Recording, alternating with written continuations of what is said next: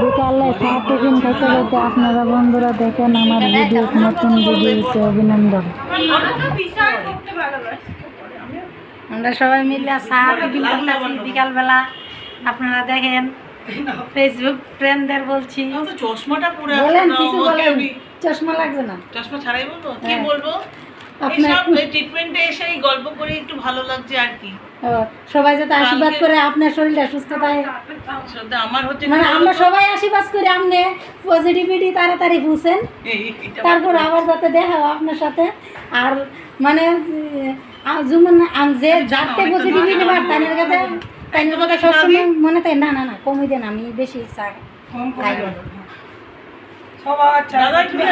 হ্যাঁ তুমি হাতে নাও গ্লাস।